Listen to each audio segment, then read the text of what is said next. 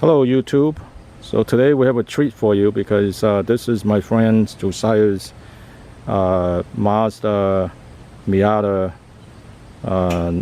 2017 ND with some special features. And so I'm just gonna ask him to just kind of talk through the specs of the car. So Josiah, what is kind of unique about this car as far as the specs? Well, it's got a limited slip differential because this is the club version, and you get Bilstein shocks. That's all standard. It also comes with a full cloth interior, so when it's put out in the sun, it doesn't get too hot. The club trim gets all this red stitching, and one of the interesting things about this car is you have Bose speakers in the headrests, which a lot of cars don't have. So when you're driving with the top down, you can listen to all your music, and it has something called Bose, I believe it's called Audio Pilot. And what it does is it regulates the audio and the volume wherever you're driving. So it can recognize if the top's down, how fast you're going, so it'll change the volume so that it's stabilized to your ears the entire time. Wow, that's excellent. And so what we're going to do now is to talk about, I think there are some special kind of secret features on this vehicle that a lot of people don't know about. So let's talk about the top one, the one that we don't think a lot of people actually even know, even the owners. So we're gonna come down here, and a lot of you might not know that there's actually a little button down here. And so if you press the button down here, and let me see if I can show it, that's the trunk release. There you go.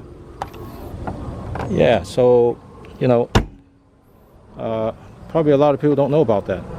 And so the next feature that a lot of people might not know about is there is actually a cigarette lighter that is hidden beneath the dashboard, and it's actually way down in there where you're gonna find a cigarette lighter adapter, and then you can go and plug in your electrical accessories.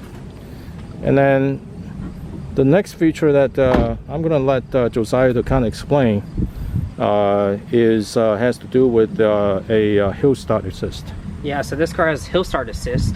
So when you're in traffic on a hill on an incline and you don't want to roll back, you simply just put the car in first gear, have the clutch all the way in, and the car will actually hold the brake for you for about 2 seconds, just to let you get up the hill without rolling back.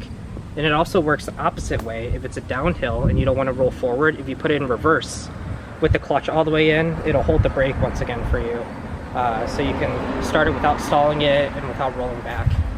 Yeah, I think that's a really handy feature, but maybe not as useful in Chicago. But you know, for those of you that maybe live in, you know, more hilly type terrain, like let's say Seattle or maybe Pittsburgh, definitely that would come in handy. And so my impression of the car when I drove it was it's a very fun car to drive.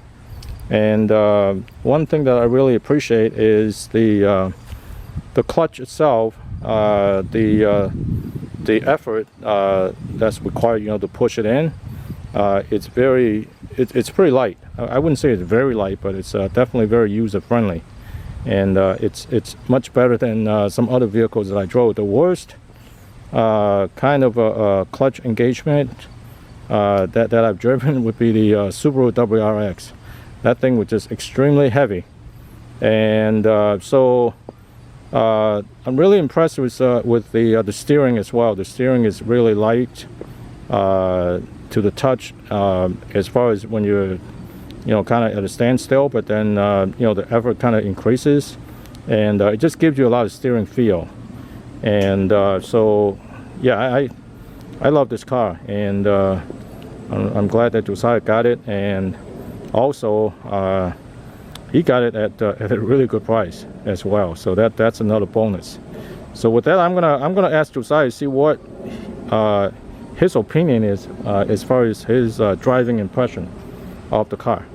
Well, I've put about 2,500 miles on this car in the past about month and a half, and I've done fast, windy roads in it, and it's basically perfect. You just stick it in third gear, and you can just rip it around any corner you want to, with the top down.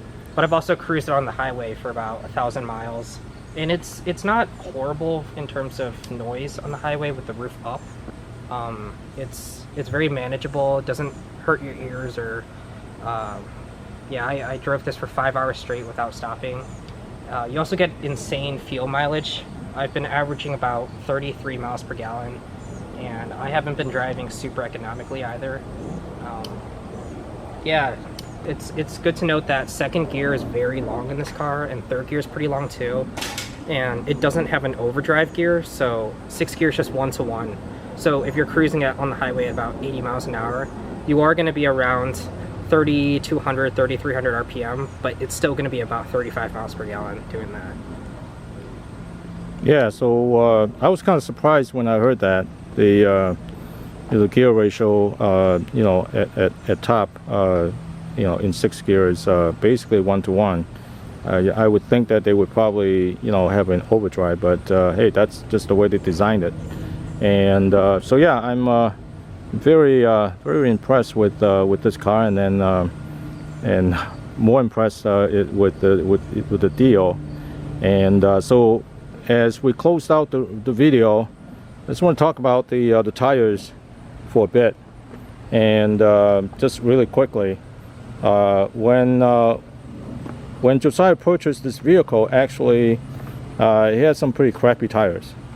And so after I think owning it for a month or something, it just, you know, I think it became intolerable as far as, you know, driving in the wet and stuff. So I think he went out and bought some, these are new tires. So, you know, what this is General G-Max. And I think these tires, they basically transformed the vehicle. So with that, I'm gonna ask Josiah to talk about the tires and how he feels about these tires, you know, how they change the driving characteristics of the vehicle. Yeah, so before I had these really cheap Walmart tires on it, and it had no grip around the corners when it was wet. As soon as I got these tires on, even in the dry, it's 1,000 times quieter. It's extremely smooth compared to the previous tires, and I've driven them in rainstorms, and they work phenomenally. The back end has never wanted to kick out, and they should be pretty good in the winter too. But these are the G-Max ASO5s. They're ultra high performance all season tires, and because the Miata has such thin tires, these are not too expensive either. Yeah, so I think you know, overall I think the car itself was a good deal, and then the tire was quite an upgrade. And so with that, I think we're gonna close out the video, and thank you for watching. And if you like the video, please hit like and subscribe, and may God bless you, and we'll talk to you soon. Goodbye.